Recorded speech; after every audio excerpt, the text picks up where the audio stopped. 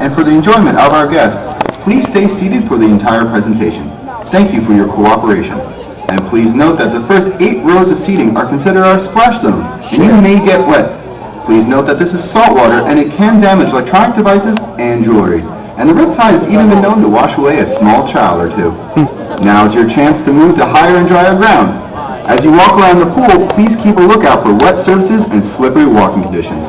Now, ladies and gentlemen, boys and girls, Six Flags Great Adventure is proud to present Sea Lion Celebration. Good afternoon, Six Flags! How's everybody doing today? Oh, you guys can be louder than that. I said, how's everybody doing? That's great. Well, welcome to Six Flags Sea Lion Celebration, the home of our 4 California sea lions.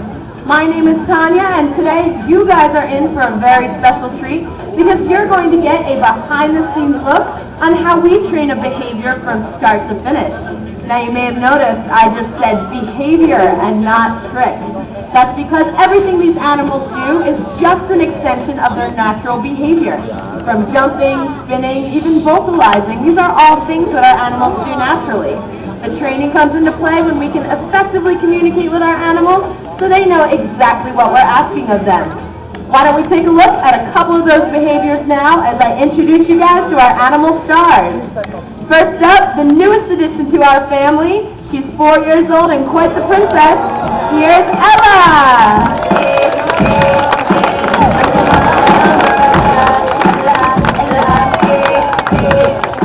Next up, she's 6 years old, a veteran of the Six Flags family. She's extremely vocal. Give it up for Anoki.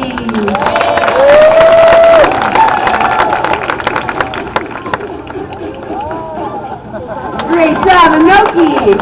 Next up, here's our half sister, 6 years old. Say hello to Dashani.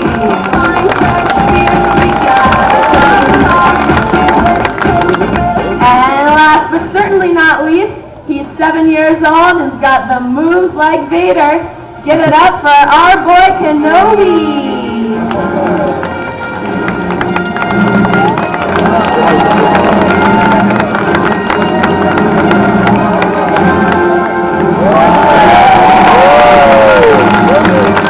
Great job. Give it up for our 4 California sea lions. Great job. Well, here at Six Flags, we use a method of training called operant conditioning. What this means is that when our animals do something that we like, we give them something that they like, and that's positive reinforcement. Here at Sea Lion Stadium, what do you think that we use to reinforce our animals? Fish, exactly, but we can also use other things to reinforce them as well. We can use things like rub downs or favorite toys or even time spent with the trainer, all things that our sea lions find reinforcing. That's right, Merritt, but how do we let them know that they're correct? Okay. I like your enthusiasm, but go ahead and tell all these people how we let our animals know when they're correct. Okay, I was telling you, Tanya. Why do you keep saying okay? Oh, we use something called a bridge. Now, a bridge is called that because a bridge is the time between the correct behavior and the reinforcement that follows. And our animals hear that bridge, they know that they've done a great job and reinforcement is on its way. All right, well, if you're so smart, what do we do when our animals are incorrect? Merritt, I said, what do we do when our animals are incorrect? Well, this is embarrassing. I'll just make something up. I was just showing you, we do absolutely nothing. How is absolutely nothing something? Well, it's using something called the least reinforcing scenario, or LRS for short. And by doing nothing and being as least reinforcing as possible, that behavior is less likely to occur again in the future. You simply wait a few seconds, and then we can ask for that behavior again or move on to something else. All right, so it's no big deal if the animal makes a mistake. But if they do the correct behavior, we do the complete opposite and make a huge deal. That way it's more likely to occur. Exactly, and by staying consistent with this method, the incorrect behavior fades out all on its own. By never using punishment and focusing only on correct behavior, we're letting our animals know that it's okay to make mistakes because failure is a natural part of learning. All right, I think I'm following along. How about you guys? Yeah? All right, Merritt, I have one more question. What's that, Tanya? Does this technique work on men? Absolutely. Great. Well, now that you guys learned all about training, it's time for you guys to see a training session in action. Our first session today, we're going to bring out 7-year-old Kenobi. Kenobi is one of the newest members to our Sea Lion family. He and Ella just came together from Six Flags Discovery Kingdom in Vallejo, California, only a few weeks ago. So they're still getting used to our environment here in New Jersey. Kenobi was a show performer before he came to Six Flags here, so he does already know a lot of behaviors. But today we're going to be working on a new one with him, and it is called high jump.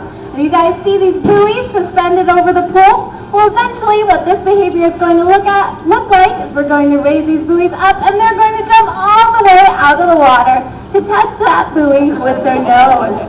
Kenobi is still learning how to do this, so we're breaking it down into steps. Now the first step is to teach him how to target. You'll notice that he is trained to touch that target with his nose and to follow it around wherever he goes. Now that he's learned that behavior, we can shape other things as well. For example, we can tell him to go target to that buoy in the water. So we're asking him to go over there, and he's done a great job. You guys can feel free to clap for him. He's still learning this, so we want to give him as much encouragement as we can. Now that he's learned how to target to that buoy, this is when we start to raise that buoy up. Now first we just raise it just up off the surface like that, so it's still pretty easy for him to touch, but he starts to get the concept of touching it when it's not touching the water. So he has to go up a little bit. Let's see if he does it. He's doing a great job.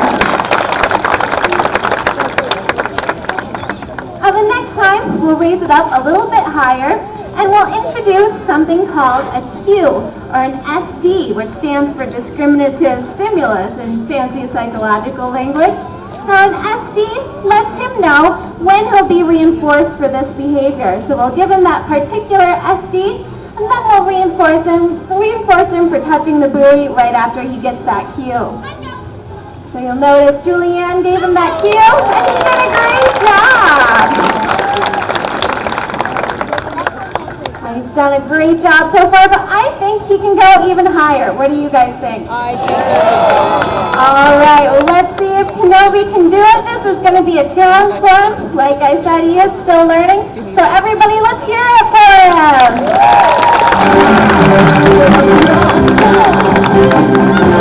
Great job, Kenobi. We do try to end every session with our animals on success. Sessions with them are completely voluntary, so we try to make them as fun and positive for our animals as possible, so that they'll want to participate with us in the future. So everybody say goodbye to Kenobi. He's going to go back home, and we're going to bring out another sea lion for you. Well, the next sea lion to come out today is the youngest and the smallest of our sea lion family. She is also pretty new. She came from California with Kenobi a few weeks ago. Her name is Ella. Now, Ella was a rescue animal. She wasn't born in Six Flags Discovery Kingdom. She was found all by herself on the beach the day of her birth.